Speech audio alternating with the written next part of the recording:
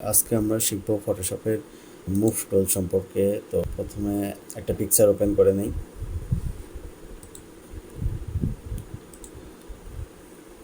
তো picture open করে নেওয়ার পরে অবশ্যই লেয়ার্স প্যানেলটা সামনে রাখতে হবে। শুধু মুভ টুল না, ফটোশপে কাজ করার সময় আমাদের অলওয়েজ লেয়ার্স প্যানেলটা ওপেন রাখতে হবে। তো লেয়ার্স প্যানেল যদি কারো না থাকে এরকম, তাহলে আমরা উইন্ডো থেকে লেয়ার্স প্যানেল ওপেন হবে। তো আমরা লেয়ার্স প্যানেলটা ওপেন করে নিলাম। তো আমাদের ফটোশপের প্রথম টুল হচ্ছে মুভ টুল। মুভ টুলের প্রধান কাজ হচ্ছে মুভ করা। আমরা যে কোনো ফটোকে ফটোশপে মুভ করার জন্য মুভ টুল ইউজ করে থাকি। এছাড়া মুভ টুলের অনেক কাজ রয়েছে, সেগুলো আমরা জানব। তো এখানে আমরা যখন পিকচারটা ওপেন করলাম, ওখানে লেয়ার্স প্যানেলে দেখতেছি যে আমার পিকচারের লেয়ারটা হচ্ছে লক আছে বা ব্যাকগ্রাউন্ড লেয়ার হিসেবে আছে। তো ব্যাকগ্রাউন্ড লেয়ারকে মুভ করা যায় না বা ব্যাকগ্রাউন্ড লেয়ারের উপরে কোনো কাজ করা যায় না। তো ব্যাকগ্রাউন্ড লেয়ারকে প্রথমত কাজ করার আগে আমাদের নর্মাল লেয়ার করতে হবে। তো ব্যাকগ্রাউন্ড লেয়ারকে নর্মাল লেয়ার করার কয়েকটা উপায় আছে। সেগুলো হলো, আমরা যদি মুভ টুল নিয়ে পিকচারের উপরে ক্লিক অ্যান্ড ড্র্যাগ করি তাহলে আমাদের একটা নোটিফিকেশন আসবে। আমি যখন মুভ টুল দিয়ে এই ছবিটাকে ক্লিক করে চেপে ধরে মুভ করতে চাইলাম, তখন ফটোশপ আমাকে একটা নোটিফিকেশন দিচ্ছে যে এটা ব্যাকগ্রাউন্ড লেয়ার আছে, এটা আমি মুভ করতে পারবো না। তো মুভ করতে হলে কী করতে হবে? কনভার্ট টু নর্মাল লেয়ার করতে হবে, মানে এটাকে ব্যাকগ্রাউন্ড লেয়ার থেকে নর্মাল লেয়ার করতে হবে। তো এখন নর্মাল লেয়ার হয়ে গেছে। এখন আমি পিকচারটাকে ধরে এদিক সেদিকে আমার ইচ্ছা মতো মুভ করতে পারতেছি। তো আমি কন্ট্রোল জেড দিয়ে আন্ডু করি। আমি আবার ব্যাকগ্রাউন্ড লেয়ার করলাম। তো আমরা প্রথমে দেখলাম যে মুভ টুল দিয়ে ক্লিক অ্যান্ড ড্র্যাগ করলে ফটোশপের এরকম নোটিফিকেশন থেকে কনভার্ট টু নর্মাল লেয়ার দিলে ব্যাকগ্রাউন্ড লেয়ার সরাসরি নর্মাল লেয়ারে কনভার্ট হয়ে যায়। আরেকভাবে করা যায়, সেটা হচ্ছে এই যে লেয়ারের পাশে যে একটা লক চিহ্ন আছে, এখানে যদি আমি ক্লিক করি তাহলে আমাদের এই ব্যাকগ্রাউন্ড লেয়ার থেকে এটা দেখেন নর্মাল লেয়ার 0 লেখা উঠছে। ব্যাকগ্রাউন্ড লেয়ার থেকে নর্মাল লেয়ারে কনভার্ট হয়ে গেছে। এখন আমি এটাকে চাইলেই মুভ করতে পারবো। তো আমি আবার কন্ট্রোল জেড দিয়ে আন্ডু করে ব্যাকগ্রাউন্ড লেয়ারে ফিরে গেলাম। এখন আবার এটাকে আরেকভাবে নর্মাল লেয়ার করা যায়, সেটা হচ্ছে এই লেয়ারের বডিতে রাইট ক্লিক করলে এরকম একটা ডায়লগ বক্স আসবে। এর প্রথম অপশনটাই আছে লেয়ার ফ্রম ব্যাকগ্রাউন্ড। এখানে ক্লিক করলে নিউ লেয়ার এরকম একটা ডায়লগ বক্স আসবে। এখানে ওকে করে দিলে এটা হচ্ছে ব্যাকগ্রাউন্ড লেয়ার থেকে নর্মাল লেয়ারে কনভার্ট হয়ে গেছে। এখন আমি এটাকে নর্মালি মুভ টুল দিয়ে মুভ করতে পারবো। তো এই একই কাজটা এই ব্যাকগ্রাউন্ড লেয়ারকে আমরা আরেকভাবে নর্মাল লেয়ারে কনভার্ট করতে পারি।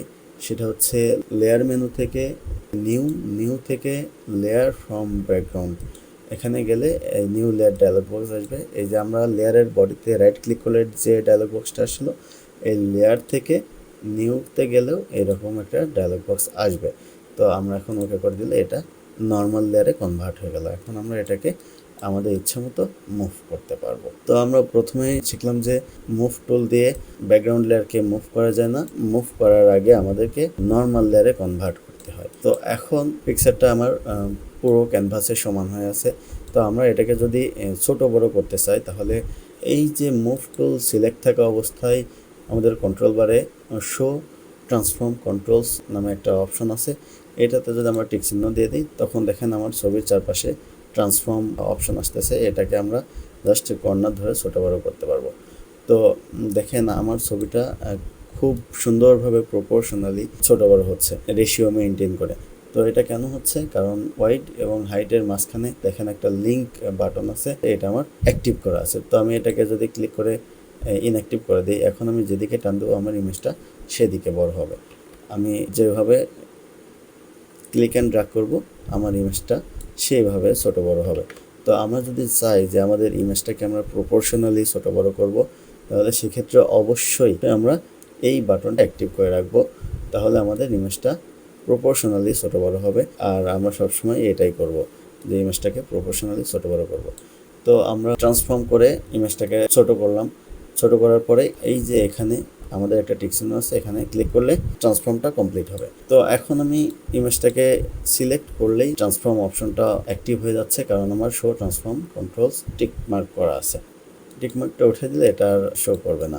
আমি এখন সিলেক্ট করলেও এটা শো করতেছে না। তো আমরা যদি ট্রান্সফর্ম অ্যাক্টিভ রাখতে চাই, তাহলে আমাদের এখানে টিক চিহ্ন দিয়ে রাখবো। আচ্ছা, এখন আমি মুভ টুল সিলেক্ট থাকা অবস্থায় কিবোর্ডের অল্টার বাটন চেপে ধরে যদি আমি ক্লিক করে ড্র্যাগ করি তাহলে আমার পিকচারটা কপি হচ্ছে। কপি করার সময় মাউস ক্লিক করে চেপে ধরে যেদিকে ইচ্ছা সেদিকে নিতে পারতেছি। যদি আমরা মনে করি যে আমি কপি করে একদম সোজাসুজি নিচের দিকে নিয়ে আসবো, তাহলে সেক্ষেত্রে কপি করার সময় শিফট চেপে ধরবো, মানে অল্টার এবং শিফট একসাথে চেপে ধরলে আমি আর যতই আঁকাবাঁকা মাউস নিয়ে যাই না কেন তবুও ছবিটা আঁকাবাঁকাভাবে কপি হবে না, একদম সোজাসুজি কপি হবে। আচ্ছা, এখন আমরা দেখতে পাচ্ছি যে আমি ছবিটাকে যতগুলা কপি করছি আমার লেয়ার্স প্যানেলে ততগুলা লেয়ার তৈরি হয়ে গেছে। এখন আমার ক্যানভাস থেকে যে ছবির উপরে ক্লিক করতেছি সেই ছবিটাই সিলেক্ট হয়ে যাচ্ছে, যেটার উপরে ক্লিক করতেছি সেটাই সিলেক্ট হয়ে যাচ্ছে। এটা কেন হচ্ছে? যে আমি ক্যানভাস থেকে যে কোনো পিকচারের উপরে ক্লিক করতেছি ওইটা লেয়ারেও ওইটাই সিলেক্ট হচ্ছে এবং আমি যেটা খুশি সেটা সিলেক্ট করতে পারতেছি। এটা করতে পারতেছি এই কারণে যে আমাদের এখানে অটো সিলেক্ট অপশনে টিক মার্ক দেওয়া আছে। তো অটো সিলেক্ট অপশনে টিক মার্ক দেওয়া থাকলে তবেই আমি আমার ইচ্ছা মতো সিলেক্ট করতে পারবো, ফটোশপ সেটাকে অটোমেটিক সিলেক্ট করবে আমি যেটার উপরে ক্লিক করব। তো আমি যদি অটো সিলেক্টে টিক মার্ক উঠায় দিই তাহলে আমি দেখেন ইচ্ছা মতো কিন্তু আমি এখন এই পিকচারটা সিলেক্ট করতে যাচ্ছি কিন্তু আমি এটা সিলেক্ট করতে পারতেছি না, এটাই সিলেক্ট হয়ে যাচ্ছে বারবার। কেন এটা হচ্ছে? কারণ লেয়ার থেকে এটা সিলেক্ট করা আছে। এখন আমি লেয়ার থেকে যদি লেয়ার 0 সিলেক্ট করি তাহলে লেয়ার 0-তে যে পিকচারটা আছে সেইটা আমার সিলেক্ট হচ্ছে। তার মানে লেয়ার থেকে যেটা সিলেক্ট করব অটো সিলেক্ট না থাকলে শুধু সেটাই সিলেক্ট হবে, আর অটো সিলেক্ট দেওয়া থাকলে আমি যেটা খুশি সেটাকে সিলেক্ট করতে পারবো। তো তারপরে অপশনে আমরা দেখতে পাচ্ছি যে আমাদের লেয়ার নামে একটা অপশন অ্যাক্টিভ হয়ে আছে। তো এখানে আবার ড্রপ ডাউন অ্যারোতে যদি আমি ক্লিক করি তাহলে গ্রুপ নামে আরেকটা অপশন পাবো আমি। তো এটা বোঝার জন্য আমি 3টা ইমেজ সিলেক্ট করে গ্রুপ করে নিলাম। এই যে এখানে আমার গ্রুপ হয়ে গেল, আমার একটা গ্রুপের মধ্যে 3টা ইমেজ আছে। তো আমার অটো সিলেক্ট এখান থেকে আমি গ্রুপ করে নিই। এখন দেখেন গ্রুপের যে কোনো একটা ইমেজের উপরে সিলেক্ট অ্যান্ড ড্র্যাগ করলে আমার পুরো গ্রুপটা সিলেক্ট হচ্ছে। যদি আমার এখানে লেয়ার সিলেক্ট থাকতো তাহলে যতই গ্রুপ করা থাক তবুও আমি ইন্ডিভিজুয়ালি এগুলোকে সিলেক্ট করতে পারতাম। আর এখান থেকে যদি গ্রুপ সিলেক্ট করা থাকতো তাহলে গ্রুপের যে কোনো একটা ইমেজের উপরে ক্লিক করলেই পুরো গ্রুপটা সিলেক্ট হতো। তো আমার এখানে পিকচারগুলো গ্রুপ করা আছে, আমি এখানে রাইট ক্লিক করে আনগ্রুপ লেয়ার্স করলে আমার পিকচারগুলো আর গ্রুপ করা থাকলে এগুলো আনগ্রুপ হয়ে গেল। এখন সাপোজ আমাদের অনেকগুলো ইমেজ আছে একই জায়গায়, তো অনেকগুলো ইমেজ যদি একই জায়গায় থাকে তো অটো সিলেক্ট অন থাকলে আমাদের তো আমরা যেটা খুশি সেটা সিলেক্ট করতে পারতেছি। কিন্তু আমি যদি চাই যে এইখানে আমার সবার নিচে যে ইমেজটা আছে সেটাকে আমি সিলেক্ট করবো, তো আমি সেটাকে কোনোভাবে কিন্তু সিলেক্ট করতে পারতেছি না। তো সেটা সিলেক্ট করতে হলে আমাদের কী করতে হবে? আমি যদি লেয়ার থেকেও সিলেক্ট করতে চাই কিন্তু সবার নিচে যেটা আছে সেটাকে কোনোভাবে আমি টেনে বের করতে পারতেছি না। তো সেক্ষেত্রে আমাদের কী করতে হবে? এখানে রাইট ক্লিক করতে হবে, তারপরে সবার নিচে আছে আমার লেয়ার 0 সিলেক্ট করলে তাও কিন্তু আমার হচ্ছে না, তো আমি অটো সিলেক্টটা উঠাই দেবো। এখন যদি আমি এখানে রাইট ক্লিক করে লেয়ার 0কে সিলেক্ট করি এখন কিন্তু আমি লেয়ার 0কে সিলেক্ট করতে পারতেছি। সবার নিচে আছে আমার লেয়ার 0, রাইট ক্লিক করে আমি লেয়ার 0কে সিলেক্ট করলে এখন কিন্তু আমি ওইটাকেই সিলেক্ট করতে পারছি। আমি অন্যগুলোর উপরে ক্লিক করলেও ক্লিক হচ্ছে না, কারণ আমার এখানে অটো সিলেক্ট অপশনটা অন করা নাই। মুভ টুল দিয়ে আমরা আমাদের ছবিগুলোকে অ্যালাইন করতে পারি। তো অ্যালাইন করার জন্য অবশ্যই আমাদের একাধিক লেয়ার সিলেক্ট থাকতে হবে অথবা একাধিক পিকচার সিলেক্ট থাকতে হবে। তো আমরা একাধিক পিকচার কীভাবে সিলেক্ট করতে পারি?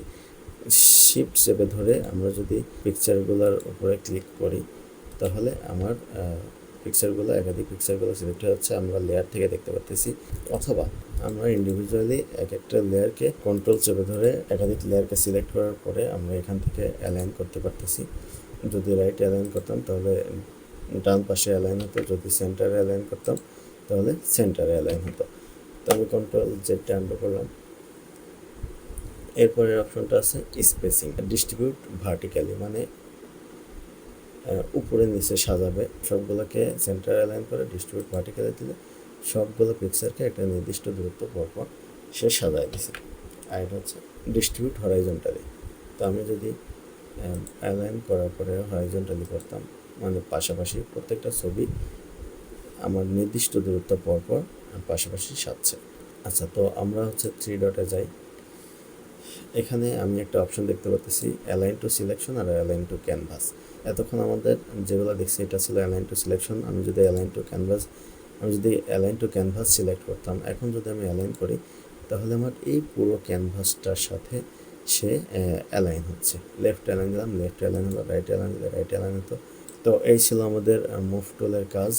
আশা করি সবাই বুঝতে পারছেন। যদি কারো কোথাও সমস্যা থেকে থাকে তাহলে কমেন্টে জানাবেন, আমি অবশ্যই সলভ করার চেষ্টা করব।